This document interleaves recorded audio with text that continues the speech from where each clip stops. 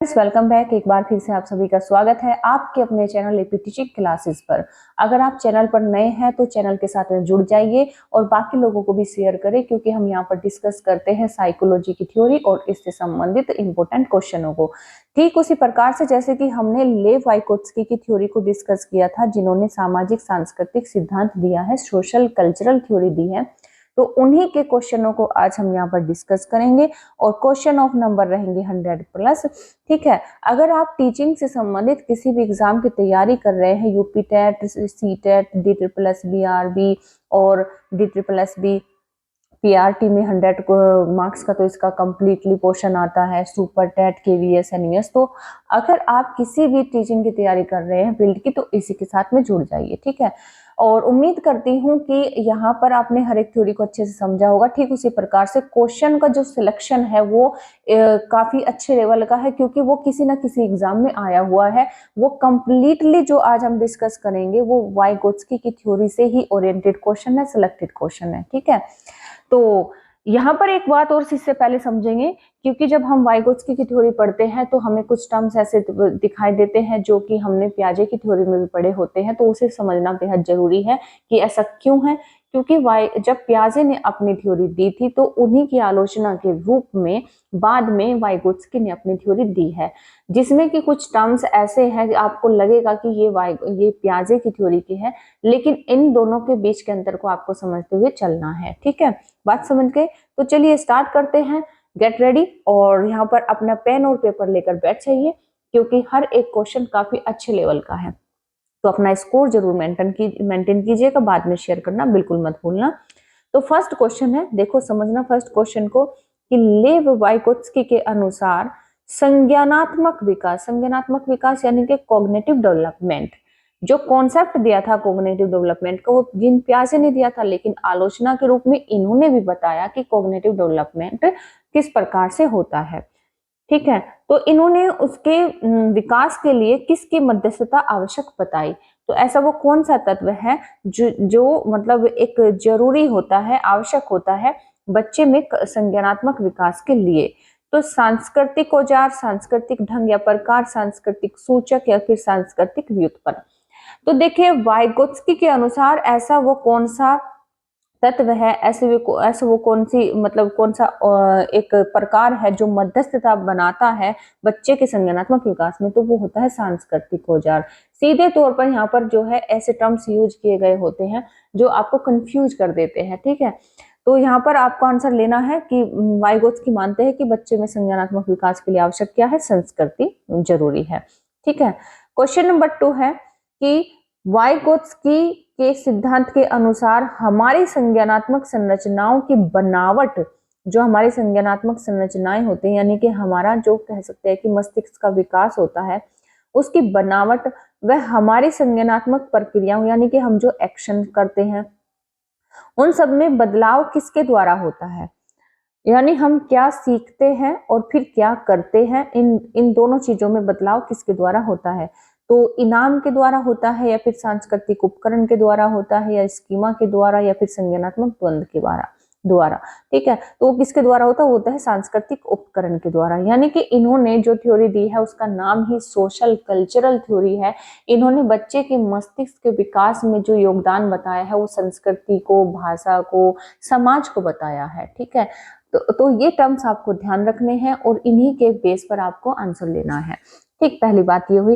दूसरी बात, स्कीमा जो है एक तरह का जो मतलब एक फॉर्मेशन होता है, नॉलेज फॉर्मेशन होता है, इस टर्म्स को यूज करते हैं कौन, पियाजे अपनी थ्योरी में। ठीक है, तो ये उनसे संबंधित है, ये हमारा आंसर नहीं होगा, आंसर होगा हमारा सांस्कृतिक उपकरण। बात समझ गए? क्वेश्चन नंबर 3 है कि लेव वाइगोत्स्की का सिद्धांत मुख्यतः व्याख्या करता है, यानी इस सिद्धांत से आप क्या समझते हो, उसमें मुख्य बात क्या है, आनुवंशिकता के विकास पर प्रभाव को, या फिर संज्ञानात्मक विकास में सांस्कृतिक उपकरणों के योगदान को, या फिर सामाजिकरण के जीव पारिस्थितिकीय मॉडल को, या फिर अभिप्रेरणा पर आरोपण प्रतिरूप के प्रभाव को। अभी मैंने आपको समझाया था इन्होंने किसको महत्व दिया है, संज्ञानात्मक विकास में इन्होंने संस्कृति को महत्व दिया है, सांस्कृतिक उपकरणों को महत्व दिया है। बात समझ गए? तो ये इसकी व्याख्या करते हैं मुख्यतः सिद्धांत के अंदर। क्वेश्चन नंबर 4 है कि वाइगोत्स्की के सिद्धांतों के अनुसार बच्चों के संज्ञानात्मक विकास में क्या महत्वपूर्ण है, सांस्कृतिक उपकरण, परिपक्वता, सजा या अनुकूलन। तो क्या महत्वपूर्ण हो सकता है आप बता सकते हैं, आप तो बता ही देंगे, तो सांस्कृतिक उपकरण। ठीक है, बात समझिए। क्वेश्चन नंबर 5, बच्चों के सीखने के संदर्भ में जीन पियाजे फिल इन द ब्लैंक्स है किसको, जबकि वाइगोत्स्की महत्व देते हैं किसको, तो आपको ये बताना है। तो देखिए, जब जीन पियाजे की बात आती है तो वो बच्चों के संज्ञानात्मक विकास में किसको महत्व देते हैं, परिपक्वता, सांस्कृतिक उपकरण, पुनर्बलन, स्कीमा में बदलाव, वेधन, अभ्यास, पुनर्बलन, उद्दीपन, अनुक्रिया, संबंध, संगठन। तो जब जीन पियाजे की बात आते हैं तो वो महत्व देते हैं परिपक्वता को, किसको, परिपक्वता को, यानी कि उनके हिसाब से बच्चे का मैच्योर होना जरूरी है और उसी के बच्चा जिस तरीके से मैच्योर होता जाता है उस तरीके से उसका संज्ञानात्मक विकास होता चला जाता है, उतनी ही अच्छे से वो चीजें सीखता है। जबकि वाइगोत्स्की किसको महत्व देते हैं, सांस्कृतिक उपकरण को महत्व देते हैं। बात समझ गए। वाइगोत्स्की के अनुसार बच्चा जो होता है समाज और संस्कृति से चीजों को सीखता चला जाता है, और पियाजे के अनुसार बच्चा किससे सीखता है, जैसे जैसे वो मैच्योर होता चला जाता है, उसके लिए मैच्योरिटी आवश्यक है। ठीक है, तो ये डिफरेंस होता है दोनों में, दोनों के मतलब उन्होंने दोनों के अनुसार सीखने में डिफरेंस होता है। क्वेश्चन नंबर 6 है कि वाइगोत्स्की के सिद्धांत में भौतिक वस्तुएं जैसे कैलकुलेटर हो गया, कंप्यूटर के साथ साथ बौद्धिक ढांचे हो गए, तो भाषा क्या कहलाते हैं, यानी कि अगर हम बात करें जो भौतिक वस्तुएं होती है जैसे कैलकुलेटर, कंप्यूटर, ठीक है, तो इनके साथ साथ अगर जब भाषा की बात आती है तो वाइगोत्स्की भाषा को क्या बोलते हैं, भाषा को क्या रूप देते हैं, तो अलंकारिक सामग्री बताते हैं उसको, या फिर सांस्कृतिक उपकरण बताते हैं, या फिर अवधारणा मानचित्र, या फिर स्मृति सहायक।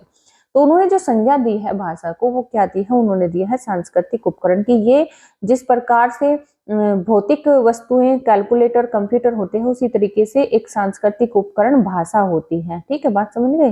तो भाषा को उन्होंने क्या कहा, एक भौतिक वस्तुएं ना बोलकर क्या बोल दिया, एक सांस्कृतिक उपकरण बोला है। ठीक है, और ये होता भी, कोई भौतिक वस्तुएं तो दिखने वाली चीजें होती है, इस्तेमाल करने वाली चीजें होती है, ठीक है, लेकिन भाषा कोई दिखने वाली चीज थोड़े ना है, वो तो हम अपनी संस्कृति से एक भाव के रूप में उसको सीखते हैं।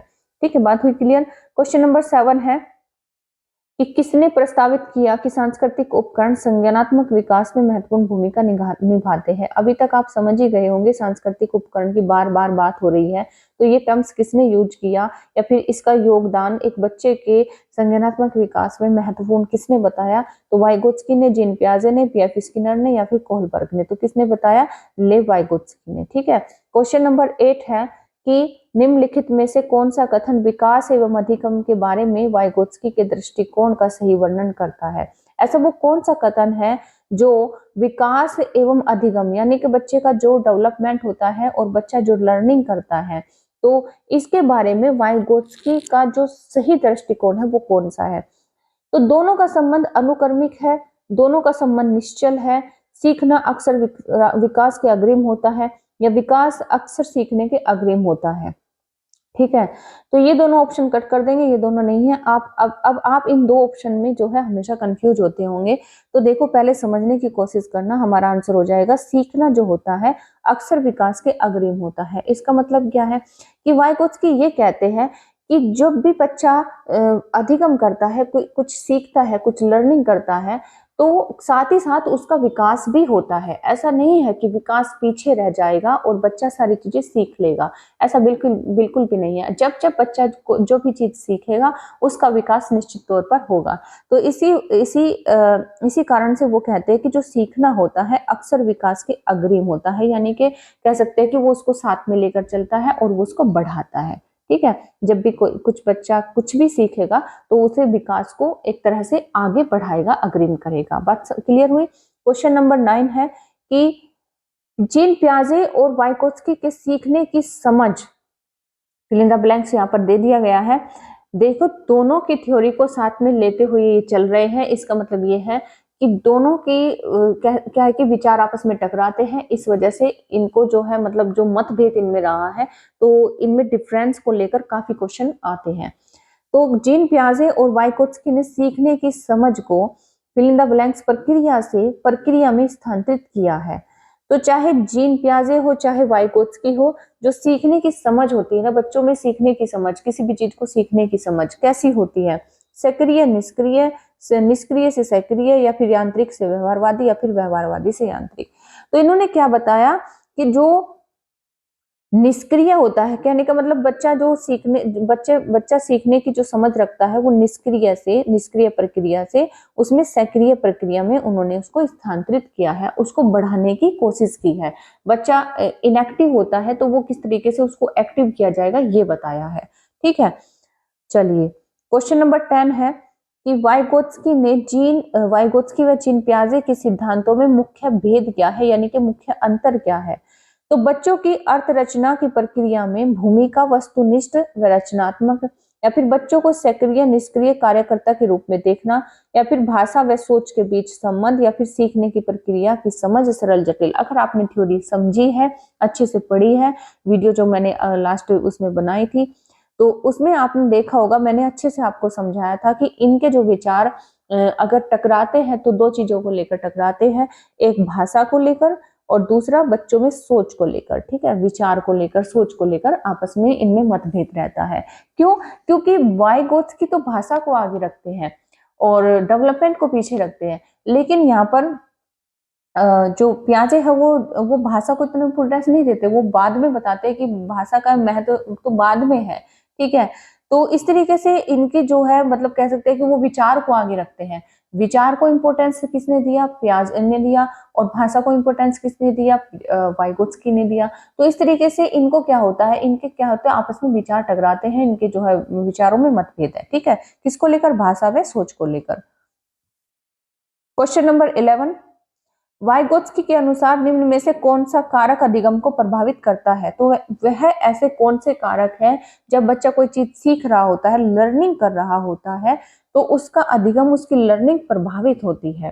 तो सामाजिक अंतःक्रिया, सांस्कृतिक उपकरण, भाषा, या फिर नकारात्मक पुनर्बलन। तो यहाँ पर आप देखेंगे तीन महत्वपूर्ण जैसे बिंदु है, सामाजिक अंतःक्रिया, सांस्कृतिक उपकरण एवं भाषा। ये तीन ऐसे महत्वपूर्ण बिंदु है जो बच्चे के अधिगम को, यानी कि बच्चे की लर्निंग को प्रभावित करते हैं। ठीक है, तो ये हमारा ऑप्शन नंबर हो जाएगा सी। क्वेश्चन नंबर है 12 कि वाइगोत्स्की के द्वारा बच्चों के विकास का सिद्धांत किस पर आधारित है? जो वाइगोत्स्की अपना सिद्धांत देते हैं किसका? विकास का। तो वो किस पर आधारित है? वो परिपक्वता, संस्कृति, या फिर भाषा और भौतिक जगत, या फिर भाषा एवं संस्कृति, या फिर भाषा एवं परिपक्वता। तो परिपक्वता की बात वाइगोत्स्की नहीं करते हैं, परिपक्वता की बात करते हैं कौन? जीन पियाजे। ठीक है, तो आप देखना ये ऑप्शन तो कट हो जाएगा, यहाँ पर भी ये ऑप्शन भी कट हो जाएगा। तो आपके सामने दो ऑप्शन है, तो आप बता सकते हैं, अब क्लियर हो गया होगा आपको। तो क्योंकि उन्होंने महत्व दिया था भाषा एवं संस्कृति को कि इनका जो योगदान होता है बच्चे के विकास में काफी योगदान होता है। ठीक है, क्वेश्चन क्लियर हुआ। क्वेश्चन नंबर है 13 कि वाइगोत्स्की के अनुसार निम्न में से कौन सी संकल्पना सीखने के लिए केंद्रीय होती है, यानी कि वो ऐसा कौन सा जरूरी आवश्यक तत्व होता है जिसके बिना सीखना प्रभावी नहीं हो सकता, या फिर कह सकते हैं कि उसके बिना सीखना इतना मतलब कंप्लीट नहीं हो पाएगा। तो ये आप देख सकते हैं कि काफी मतलब ऐसे जो क्वेश्चन होते हैं काफी हाई लेवल के होते हैं। ये ऐसे मतलब एचटेट काफी नॉर्मल कभी भी क्वेश्चन नहीं पूछता है, तो उसकी जो लैंग्वेज होती है काफी टफ होती है। तो वाइगोत्स्की के अनुसार निम्न में से कौन सी संकल्पना सीखने के लिए केंद्रीय होती है? तो कौन सी होती है? समीपता, अनुकूलन, आत्मसातन, संस्कृति एवं भाषा। ठीक है, संस्कृति एवं भाषा। जब हम मल्टीपल क्वेश्चनों की प्रैक्टिस करते हैं तो कोई भी चीज आसान हो जाती है। तो आपको ज्यादा से ज्यादा हर बार हर एक क्वेश्चन को हर तरीके से समझने की जरूरत होती है, क्योंकि एग्जामिनर किसी भी लैंग्वेज में किसी भी वे में आपसे क्वेश्चन पूछ सकता है। तो आपको हर तरीके से प्रैक्टिस करनी चाहिए, हर तरीके के लेवल के क्वेश्चन को जो है अपना जो डिस्कस करना चाहिए। बात क्लियर हुई? क्वेश्चन नंबर है 14। तो अभी तक मैं उम्मीद करती हूँ अभी तक जैसे हमने जितने क्वेश्चन डिस्कस किए हैं आप समझ गए होंगे, आपकी एक अच्छी अंडरस्टैंडिंग बनी होगी। आगे मूव करते हैं कि वाइगोत्स्की के सामाजिक सांस्कृतिक सिद्धांत के अनुसार संस्कृति और भाषा संज्ञानात्मक विकास में महत्वपूर्ण भूमिका निभाते हैं, या फिर बच्चे अलग क्षेत्र में चिंतन करते हैं और वे पूर्ण परिपक्व नहीं लेते, या फिर यदि निम्न आयु पर अमूर्त सामग्री को प्रस्तुत किया जाए तो बच्चे अमूर्त तरीके से चिंतन करते हैं, या फिर स्वयं निर्देशित वाक सहयोग का न्यूनतम स्तर है। तो देखिए कोई भी क्वेश्चन आप देख सकते हैं कि इतना रिलेवेंट नहीं है जितना कि फर्स्ट ऑप्शन यहाँ पर मैच हो रहा है। क्यों? क्योंकि जो वाइगोत्स्की है वो किसकी बात करते हैं, वो अपने सामाजिक सांस्कृतिक सिद्धांत में बात करते हैं किसकी, संस्कृति और भाषा की, ठीक है, जो कि दोनों का महत्वपूर्ण योगदान है किसमें, संज्ञानात्मक विकास में। बात क्लियर हुई। क्वेश्चन नंबर है 15 कि वाइगोत्स्की के अनुसार बच्चे भाषा अर्जन की एक युक्ति से कोई भाषा सीख सकते हैं। वयस्कों और साथियों से अनन्य क्रिया करने का भाषा के विकास में कोई प्रभाव नहीं पड़ता, या फिर भाषिक विकास मानव चिंतन के स्वभाव को बदल देता है, या फिर भाषिक विकास में संस्कृति की भूमिका बहुत कम होती है। ठीक है, तो आपको बताना है कि वाइगोत्स्की क्या समझते हैं। तो बच्चे जो होते हैं वो, अगर भाषा डेवलपमेंट की बात है तो वो किस प्रकार से मतलब होता है उनमें, ठीक है। तो बच्चे भाषा अर्जन की एक युक्ति से कोई भाषा सीख सकते हैं, ये होना चाहिए, या फिर वयस्कों और साथियों से अनन्य क्रिया मतलब एक तरह से इंटरेक्शन, जिसे हम कहेंगे इंटरेक्शन करने का भाषा के विकास में कोई प्रभाव नहीं पड़ता। ये यहाँ पर गलत हो जाएगा क्योंकि उससे प्रभाव पड़ता है, ठीक है। भाषिक विकास मानव चिंतन के स्वभाव को बदल देता है, ठीक है। जो बच्चे का लैंग्वेज डेवलपमेंट होता है, जैसे जैसे बच्चा क्या होता है कि किसी चीज को सीखता है, बोलना सीखता है, वाक्य सीखता है, लिखना सीखता है, पढ़ना सीखता है, तो होता क्या है कि उसका जो डेवलपमेंट होता है एक तरह का मानव चिंतन का मतलब क्या है, वही कॉग्निशन ही है। तो उसका स्वभाव बदल जाता है, उसके सोचने विचारने के तरीके बदल जाते हैं। तो भाषा का इतना अच्छा खासा रोल कह सकते हैं कि एक बच्चे के चिंतन में होता है, तो वो उसके विचार तक बदल देती है, समझ रहे हो। अगर अच्छी भाषा, एक अच्छे लेवल की भाषा सीखोगे, फॉर एग्जाम्पल आप अभी हिंदी बोलते हैं, आपको हिंदी आती है, कुछ दिनों बाद आप इंग्लिश बोलने लगो, तो सीधी सी बात है आपके अंदर एक अलग ही मतलब कॉन्फिडेंस आएगा, अलग ही आपका जो है टॉकिंग वे हो जाएगा। तो आपकी एक थोड़ी सी सोच भी बदलेगी, आपका चिंतन भी बदलेगा। क्लियर हुई बात। क्वेश्चन नंबर है 16 कि वाइगोत्स्की के अनुसार संज्ञानात्मक विकास का मूल कारण क्या है। जब यहाँ पर क्वेश्चन ये पूछ रहा है कि जो संज्ञानात्मक विकास होता है उसका मूल कारण क्या है, यानी कि कह सकते हैं कि एक आवश्यक तत्व क्या है जो उसमें योगदान देता है। तो संतुलन, या फिर सामाजिक अनन्य क्रिया, या फिर मानसिक प्रारूपों का समायोजन, या फिर उद्दीपक अनुक्रिया युग्मन। तो आपको ध्यान रखना है कि अगर उद्दीपक अनुक्रिया की बात आए तो थोंडाइक की बात हो रही है, ठीक है। स्कीमा की बात आए तो पियाजे की बात हो रही है, ठीक है। तो बात जब आए सामाजिक, जब बात आए किसकी, वाइगोत्स्की की, तो आपको ध्यान रखना है कि कहीं पर जहां पर भी आपको सामाजिक, सांस्कृतिक या फिर भाषा से संबंधित कोई ऐसा वर्ड मिलता है तो वो वाइगोत्स्की से संबंधित, आप उसको डायरेक्ट कनेक्ट कर देंगे, ठीक है। तो वाइगोत्स्की के अनुसार संज्ञानात्मक विकास का जो मूल कारण है वो है सामाजिक अनन्य क्रिया, यानी कि सोशल इंटरेक्शन। जब आप सोशल इंटरेक्शन करते हैं, लोगों से मिलजुलते हैं, बातचीत करते हैं, तो आपका जो होता है एक कह सकते हैं कि एक सोच बदल जाती है, आपकी जो मेंटलिटी है वो डेवलप होती है, ठीक है। बात क्लियर हुई। क्वेश्चन नंबर 17 है कि वाइगोत्स्की निम्नलिखित में से किन कारकों को बच्चों के संज्ञानात्मक विकास के लिए महत्वपूर्ण मानते हैं। संज्ञानात्मक विकास बच्चे में जब होता है तो उसके लिए कुछ महत्वपूर्ण कारक होते हैं। जैसे बात करें कि इसकी संस्कृति, भाषा, स्कीमा का गठन में उनमें बदलाव, उद्दीपन अनुक्रिया संबंधों का निर्माण, ठीक है। तो ये हमारा इनमें से कोई भी ऑप्शन नहीं होगा, क्योंकि ये जो है पियाजे की थ्योरी से संबंधित है, ये जो है थोंडाइक की थ्योरी से संबंधित है। तो जो दो आवश्यक तत्व है, जो संस्कृति और भाषा, ये दो महत्वपूर्ण कारक है जो संज्ञानात्मक विकास में महत्वपूर्ण भूमिका निभाते हैं।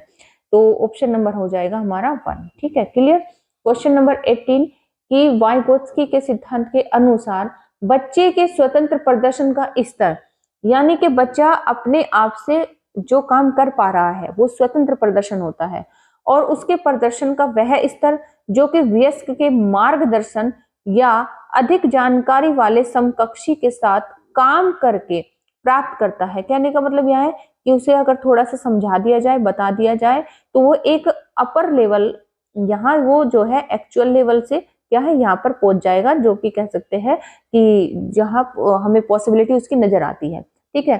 तो उसका लेवल यहाँ से यहाँ तक अप हो जाता है। तो इस बीच के क्षेत्र को क्या कहेंगे, यहाँ पर जो इसने ये कवर किया है, इस खाई को, इस अंतर को जो इसने भरा है, तो इस बीच के क्षेत्र को हम क्या कहेंगे, जैसा कि थ्योरी में मैंने आपको समझाया भी था। तो प्रगतिशील विकास का क्षेत्र, या फिर सार्थक विकास का क्षेत्र, या फिर मानसिक विकास का क्षेत्र, या फिर निकट विकास का क्षेत्र, जिसे हम कहते हैं ZPD। ठीक है, ZPD यानी कि जोन ऑफ प्रोक्सिमल डेवलपमेंट। कहने का मतलब ये है कि जब कोई बच्चा अपने आप से फॉर एग्जांपल कोई कैलकुलेशन कर रहा है और वो 1 से 2 क्वेश्चन ही कर पाता है, लेकिन हमें लगता है कि यहाँ पर बच्चे ने सिर्फ 3 सवाल किए हैं, अगर हम उसे थोड़ा सा और समझा दे, थोड़ा और एक्सप्लेन कर दे, कोई उसे जो है उसका मार्गदर्शन कर दे, चाहे वो एक वयस्क भी हो सकता है या फिर उसका कोई समकक्षी भी हो सकता है। ठीक है, कहने का मतलब यहाँ पर वही है। तो वो क्या कर सकता है कि अगर हम उसे थोड़ा सा समझा दे, एक कह सकते हैं कि कोई हेल्प कर दे, तो वो यहाँ तक कम से कम 10 क्वेश्चन कर ले, अगर हमें ये संभावना नजर आ रही है किसी तरह के, वो 10 और क्वेश्चन कर लेगा। तो यहाँ से और यहाँ तक का जो कह सकते हैं कि पहुंचने में इसको जो टाइम लगा, वो मैटर नहीं करता। मैटर करता है कि यहाँ के जो बीच के अंतर को, जहां पर कह सकते हैं कि एक गैप रह जाता और बच्चा यहाँ तक कभी नहीं पहुंच पाता, वो सिर्फ यहाँ पर अटक जाता। लेकिन हमने एक जो बीच का यहाँ पर जो दायरा बन गया, यानी कि 10 में से अगर हम माइनस करें तो कितना आ जाएगा, 7 क्वेश्चनों के जो अंतर को कवर किया है, एक क्षेत्र जो हमने भरा है, एक क्षेत्र जो हमने भरा है, एक खाई को भरा है, तो ये बीच का जो एरिया है वो क्या कहलाता है, वो तो ZPD कहलाता है, निकट विकास का क्षेत्र कहलाता है। बात हुई क्लियर। तो इसे निकट विकास का क्षेत्र कहते हैं, इसे ZPD कहते हैं। तो जब अंतर की बात पूछ ली जाए, बीच के क्षेत्र की बात पूछ ली जाए, तो आपका आंसर होगा ZPD यानी कि निकट विकास का क्षेत्र। ठीक, क्वेश्चन नंबर है आपका 19 की वाइगोत्स्की के अनुसार निम्न में से किसके लिए समित विकास का क्षेत्र का इस्तेमाल करना चाहिए। तो ZPD का इस्तेमाल किसके लिए करना चाहिए, अध्यापन और मूल्यांकन के लिए, केवल अध्यापन के लिए, केवल मूल्यांकन के लिए, या फिर प्रभावी बौद्धिकता की पहचान के लिए। तो किसके लिए करना चाहिए कि बच्चे की स्टडी अच्छी हो और उसका जो है एक बच्चा मतलब हाई लेवल तक पहुंच जाए, और उसके लिए मूल्यांकन भी आवश्यक होता है कि अगर बच्चा अपने से 3 क्वेश्चन कर पा रहा है, उसको हेल्प कर देंगे, उसको एक तरह से हम एक मदद करें, या फिर कह सकते हैं कि उसे कुछ ना कुछ समझाने की कोशिश करें, तो क्या वो 10 क्वेश्चन कर पाएगा। तो हम देखते हैं कि 10 क्वेश्चन वो कर पा रहा है। ठीक है, तो कहने का मतलब यही हुआ कि हम मूल्यांकन के लिए भी उसका यूज करते हैं और अध्यापन के लिए भी ZPD का यूज करते हैं। ठीक, बात क्लियर हुई। क्वेश्चन नंबर 20 है कि निकट विकास के क्षेत्र की अवधारणा का प्रस्ताव किसने रखा था। तो किसने, जो ZPD कॉन्सेप्ट दिया है वो किसने दिया है, तो अब्राहम मैस्लो ने, वाइगोत्स्की ने, कार्ल रोजर ने, अल्बर्ट बंडूरा ने। तो वाइगोत्स्की ने। अच्छा, ZPD को थोड़ा सा आप एक बार इसलिए समझेंगे क्योंकि ये जो कॉन्सेप्ट है इन्होंने क्यों दिया, यहाँ पर इन्होंने संभावना वाली बात क्यों की है, वो इसलिए की है क्योंकि आपको पहले ही मैंने बताया था कि इन्होंने जो अपने जो सिद्धांत दिया वो पियाजे की आलोचना के संदर्भ में दिया। तो पियाजे तो क्या कहते हैं कि बच्चों को स्वतंत्र छोड़ दो, उनमें इतने जो है बच्चे नन्हे वैज्ञानिक होते हैं, वो स्वयं खोज के द्वारा नए नए आविष्कार करते हैं और वो चीजों को सीख लेते हैं। वो अपने ज्ञान के स्वयं निर्देशक होते हैं, वो अपने ज्ञान को स्वयं निर्मित करते हैं। ठीक है, लेकिन यहाँ पर वाइगोत्स्की ये कहते हैं कि अगर ऐसी बात है, तो अगर हम बच्चे को स्वतंत्र छोड़ दें, खुद सीखने के लिए छोड़े, तो हो सकता है बच्चा 10 में से सिर्फ और सिर्फ अपने आप से 3 ही क्वेश्चन कर पाए, बाकी 7 क्वेश्चन वो नहीं कर पा रहा है, तो उसके लिए क्या किया जाए। तो यहाँ पर उन्होंने कहा कि हमें एक अगर वो 3 क्वेश्चन कर पा रहा है, हमने देख लिया उसे थोड़े से समझाने से, तो और समझाने से हो सकता है वो 10 के 10 क्वेश्चन कर ले। ये जो 7 क्वेश्चन का बीच में अंतर आ रहा है, ये खत्म हो जाएगा, ये गैप भर जाएगा। तो इसलिए इन्होंने ZPD का कॉन्सेप्ट दिया कि उन्हें स्वतंत्र छोड़ देना ठीक है, लेकिन कब तक, अगर उन्हें अपने आप से वो 3 ही क्वेश्चन कर पा रहे हैं 10 में से, तो क्या उनको हेल्प नहीं करनी चाहिए, उनको समझाना नहीं चाहिए। अगर उनको समझा देंगे और वो 10 तक के लेवल को प्राप्त कर रहे हैं, तो मतलब उन्हें समझाना चाहिए ना, जरूरी तो ये है। ठीक है, ताकि वो ये जो बीच का 7 क्वेश्चन का अंतर आ रहा है वो उसे पूरा कर सके, वो उसे भी भर सके, उसे भी समझ सके। बात क्लियर हुई। क्वेश्चन नंबर 21 कि वाइगोत्स्की के अनुसार समित विकास का क्षेत्र क्या है, यानी कि समित विकास का क्षेत्र वही है ZPD।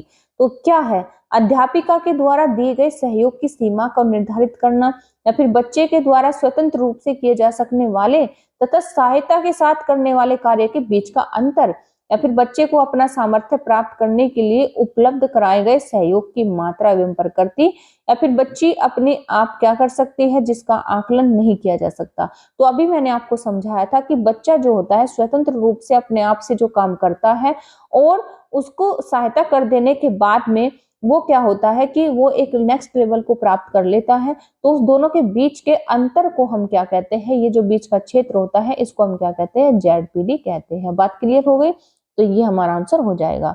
क्वेश्चन नंबर है 22 कि जब वयस्क सहयोग से सामंजस्य कर लेते हैं, जो वयस्क होते हैं मतलब बच्चों को जरूरत होती है हेल्प की, तो सहयोग से सामंजस्य कर लेते हैं तो बच्चे के वर्तमान स्तर के प्रदर्शन को संभावित क्षमता के स्तर प्रदर्शन की तरफ प्रगति सुगम बनाते हैं। तो इसे क्या कहा जाता है? वही मैंने बात अभी जो समझाई कि यहाँ पर जब बच्चे सहयोग से सामंजस्य कर लेते हैं यानी कि सहयोग की उनको जरूरत होती है, तो उनका जो वर्तमान स्तर होता है ये वाला प्रदर्शन का ये स्तर होता है जहां पर वो 3 क्वेश्चन कर पा रहे थे, ठीक है। और संभावित हमने संभावना जताई कि वो 10 क्वेश्चन भी कर लेंगे, तो संभावित क्षमता के स्तर प्रदर्शन की तरफ प्रगति क्रम को सुगम बनाते हैं। तो इसे क्या कहा जाता है? इसे क्या कहेंगे? संयुक्त विकास कहेंगे, सहयोग देना कहेंगे, सहभागी अधिगम कहेंगे या फिर सहयोगात्मक अधिगम कहेंगे। तो इसे क्या कहेंगे? संयुक्त विकास कहेंगे यानी कि जेडपीडी कहेंगे। बात क्लियर हुई? क्वेश्चन नंबर 23 है जोन ऑफ प्रोक्सिमल डेवलपमेंट यानी कि जेडपीडी का प्रत्यय यानी कि कॉन्सेप्ट किसके द्वारा दिया गया? बंडूरा के द्वारा, पियाजे के द्वारा, स्किनर के द्वारा या फिर वाइगोत्स्की के द्वारा? तो आंसर हो जाएगा वाइगोत्स्की के द्वारा, ठीक है। क्वेश्चन नंबर 24 है कि एक उचित प्रश्न या फिर सुझाव के द्वारा बच्चे की समझ को उस बिंदु से आगे ले जाया जा सकता है जिस पर वह अकेले पहुंच सकती है, ठीक है। निम्नलिखित में से कौन सी संरचना उपरोक्त कथन को प्रकाशित करती है? यहां पर होना चाहिए था कि जिस पर वह अकेले नहीं पहुंच सकती है, ठीक है। नहीं यहां पर छूट गया, अकेले नहीं पहुंच सकती है, ठीक। तो साम्य धारण, संरक्षण, बुद्धि या फिर समीप या फिर निकट विकास का क्षेत्र। तो आंसर हो जाएगा, अभी तक आप समझ गए होंगे कि जेडपीडी क्या होता है। जेडपीडी ये होता है कि एक बच्चे खुद की समझ के द्वारा जहां तक पहुंच रही है उस बिंदु से आगे अगर हम उसको ले जा सकते हैं तो जो एक संभावित बिंदु होता है तो उसके एक तरह से उस क्षेत्र को, उस संरचना को हम क्या कहेंगे? उसे कहेंगे हम जेडपीडी यानी कि समीप या फिर निकट विकास का क्षेत्र। क्लियर हुआ? ये सीटेट 2019 में क्वेश्चन आया हुआ है, काफी अच्छे लेवल के क्वेश्चन है।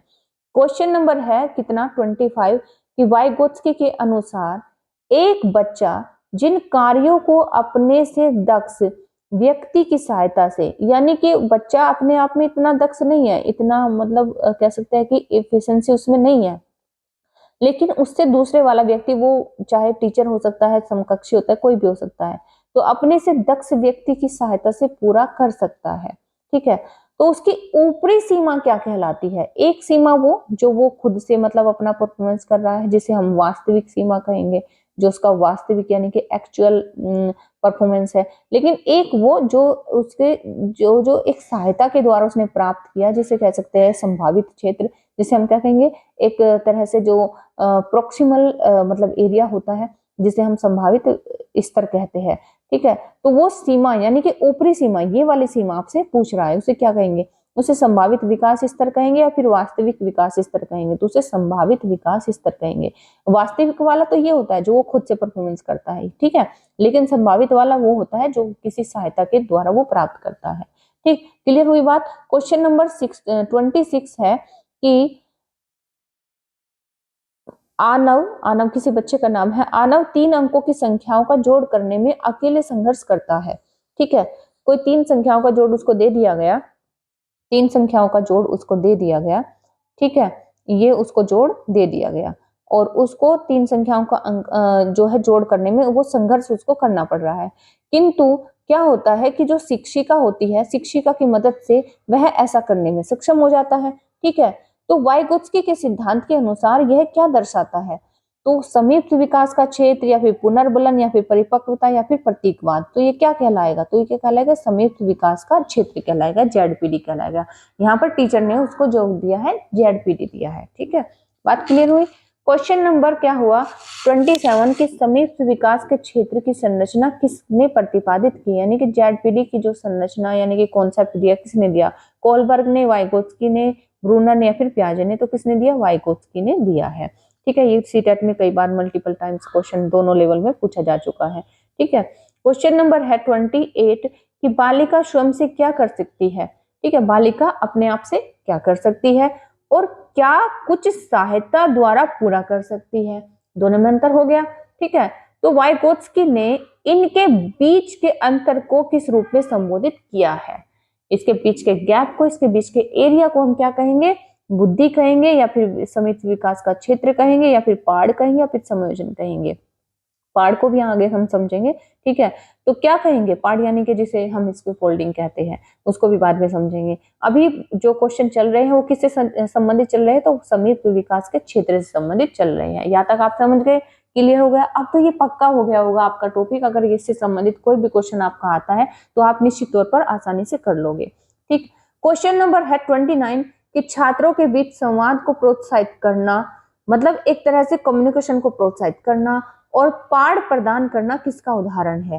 कहने का मतलब ये है कि बच्चों के बीच में जो संवाद होता है, बच्चे आपस में बातचीत करें, वो सब करना, और पाठ यानी कि कोई हेल्प करना, ठीक है, या फिर इसको बच्चे को कोई संकेत देना, तो ये किसका उदाहरण है, ये संयुक्त विकास का क्षेत्र बनाना होता है या फिर प्रतिक्रियाओं का अनुबंधन होता है या फिर सकारात्मक पुनर्बलन होता है या सीखने का स्थानांतरण होता है। तो ये सब जो होते हैं ये एक जिसे कहते हैं जेडपीटी का निर्माण करते हैं, एक संयुक्त विकास के क्षेत्र का निर्माण करते हैं। ठीक है, क्लियर हुई बात। क्वेश्चन नंबर है 30 कि संयुक्त विकास का क्षेत्र एक फिल इन द ब्लैंक्स यहाँ पर स्थान है, गतिशील, अनम्य, यांत्रिक या फिर स्थिर।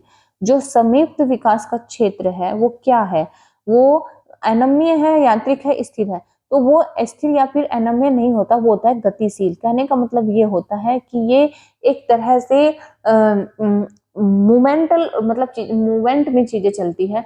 वही बात है कि अगर एक बच्चे ने कोई चीज सीखी है, ठीक, अपने आप से वो कर सकता है, तो उसे यहाँ के वाले स्तर से आगे मूव कराने के लिए इस वाले स्तर तक मूव कराने, इस वाले स्तर तक ले जाना है, तो उसे क्या है कि हमें मूव कराना होगा, उसे कुछ ना कुछ हेल्प देनी होगी। ठीक है, तो ये जो क्षेत्र है एक किस प्रकार का क्षेत्र है, एक किस प्रकार का स्थान है, गतिशील है। हमारा तो उद्देश्य बच्चे को ऊपर ले जाना, आगे ले जाना ही तो होता है, तो उसके लिए कह सकते हैं कौन सा वर्ड यूज करेंगे, गतिशील, यानी कि हम बच्चे को आगे मूव कर रहे हैं। ठीक, क्वेश्चन नंबर हो गया 31। 31 क्या है कि वाइगोत्स्की के अनुसार वह कार्य यानी कि वह कृत्य जो बालक अकेले के लिए अत्यधिक कठिन है, अकेले वो नहीं कर पा रहा है, ठीक है, परंतु किसी प्रौढ़ और अधिक कुशल साथी की सहायता से वो करना संभव हो जाता है। ठीक है, तो वो क्या कहलाता है, वो क्या कहलाएगा, निर्देशित सहभागिता, इसके फोल्डिंग या फिर आसन विकास का क्षेत्र या फिर अंतः व्यक्ति निष्ठा। तो वो क्या कहलाएगा, आसन विकास का क्षेत्र, यानी कि जो आसन यानी कि जो एक तरह से संभावना बच्चे में हमने जताई, ठीक है, तो और जो वो खुद से परफॉर्मेंस कर पा रहा था, तो उसके बीच के क्षेत्र को या फिर कह सकते हैं कि उसके जो मतलब हमने एक दायरे को, एक क्षेत्र को भरा है, एक अंतर को भरा है, तो उसमें संभावना जताकर ही, मतलब आसन का मतलब वही होता है कि हमें संभावना उसमें नजर आई, तो उसको हम क्या कहेंगे, वो क्या कहेंगे, आसन विकास का क्षेत्र या फिर जेडपीडी कहेंगे या फिर संयुक्त विकास का क्षेत्र कहेंगे। ठीक है, क्लियर हुई बात। क्वेश्चन नंबर 32 है, यहाँ पर लास्ट क्वेश्चन है इस सीरीज का, क्योंकि बाकी क्वेश्चन हम नेक्स्ट सीरीज में डिस्कस करेंगे, एक सीरीज में ये कंप्लीट नहीं हो सकता था। तो वाइगोत्स्की के अनुसार नए ज्ञान की संरचना किस क्षेत्र में होती है, उस क्षेत्र के बीच में। जब नए ज्ञान की संरचना होती है, यहां से और यहां तक पहुंचने में नए ज्ञान की संरचना होती है कि नहीं होती है, होती है ना। तो उस क्षेत्र के बीच में जो कि बच्चा जानता है, उसमें जानने का सामर्थ्य है, दोनों मतलब किसके बीच में होती है, या फिर जो बच्चा जानता है और उसकी पहुंच के बहुत बाहर है, या फिर जो बच्चा जानना चाहता है और शिक्षक के विचार से जिसका बच्चे को ज्ञान होना चाहिए, या फिर जो बच्चा जानना चाहता है और उसके अभिभावकों के विचार में उसका ज्ञान उसे होना चाहिए। तो देखिए यहाँ पर जो क्वेश्चन है वो पूछ रहा है कि वाइगोत्स्की ये कहते हैं कि जब ज्ञान की संरचना होती है, यानी कि बच्चा खुद से 3 क्वेश्चन कर पा रहा था, बाद में उसने हेल्प से समझाने से 10 क्वेश्चन कर लिए, तो उसकी ज्ञान की संरचना हुई कि नहीं हुई, ज्ञान बढ़ा या नहीं बढ़ा, बढ़ा। ठीक है, तो किस क्षेत्र में होती है, किस क्षेत्र में होती है, उस क्षेत्र के बीच में, कौन से क्षेत्र के बीच में, जो कि बच्चा जानता है और उसमें जानने का सामर्थ्य होता है। अगर बच्चे ने खुद से कोई परफॉर्मेंस किया है, बच्चा जितना जानता था उसने कर लिया, ठीक है, लेकिन हमें उसमें सामर्थ्य नजर आई, कैपेसिटी नजर आई कि वो समझाने से 10 क्वेश्चन और कर लेगा, पूरे के पूरे 10 क्वेश्चन कर लेगा, ठीक है, तो कहने का मतलब यही है कि इन दोनों के बीच में जो क्षेत्र पड़ता है, इन दोनों के बीच में ज्ञान की संरचना होती है, इस क्षेत्र में ज्ञान की संरचना होती है, यानी कि 10-7 और क्वेश्चन जो है वो कर पा रहा है, तो सीधी सी बात है हमने उसके ज्ञान को बढ़ाया है, ज्ञान की संरचना हुई है, ठीक है, 7 और क्वेश्चन वो करना सीख गया है, ठीक। तो इस तरीके से हमारा आंसर हो जाएगा कि जो बच्चा जानता है और उसमें जानने का सामर्थ्य होता है, उस क्षेत्र के बीच को हम कह सकते हैं कि वहीं पर जो है ज्ञान की संरचना हुई है, ठीक। बात हुई क्लियर। अलग अलग ढंग से कई तरीके से ये है, हमने क्वेश्चनों को यहाँ पर डिस्कस किया, और ये क्वेश्चन आपके लिए होमवर्क क्वेश्चन है, ठीक है, आपको इसका कमेंट बॉक्स में आंसर देना है, ठीक। उम्मीद करती हूँ कि आपको हर एक क्वेश्चन अच्छे से समझ आया होगा। 33 क्वेश्चन हमने यहाँ पर डिस्कस किए, 33 आपके जो है होमवर्क के लिए है, बाकी क्वेश्चनों को हम नेक्स्ट सीरीज में डिस्कस करेंगे। तब तक के लिए यहाँ पर जितने भी यहाँ पर लिंक दिए गए हैं, आप इनके साथ में कनेक्ट हो जाइए, और एक स्कैनर कोड दिया गया है, आप इसको जो है यहाँ पर जो टेलीग्राम चैनल है उसके साथ में जुड़ने के लिए इसको जो है स्कैन कर ले, और व्हाट्सएप नंबर भी यहाँ पर आपके लिए कनेक्टिविटी के लिए दे दिया गया है, ताकि आप इसके साथ में कनेक्ट हो जाए। तो इसी के साथ में अब मैं चाहूंगी, उम्मीद करती हूँ कि आपने हर एक क्वेश्चन को अच्छे से समझा होगा। अगर किसी के लिए भी ये क्लास वैल्यूएबल हो सकती है, आप इसे शेयर करना बिल्कुल ना भूलें। इसी तरीके से हम मिलते रहेंगे नए टॉपिक के साथ में, और सीक्वेंसली टॉपिक को डिस्कस करेंगे। तो चलिए मिलते हैं नेक्स्ट क्लास में, तब तक के लिए रखिए अपना ख्याल, अच्छे से पढ़ाई कीजिए, ठीक है। तो take care, thank you, bye bye.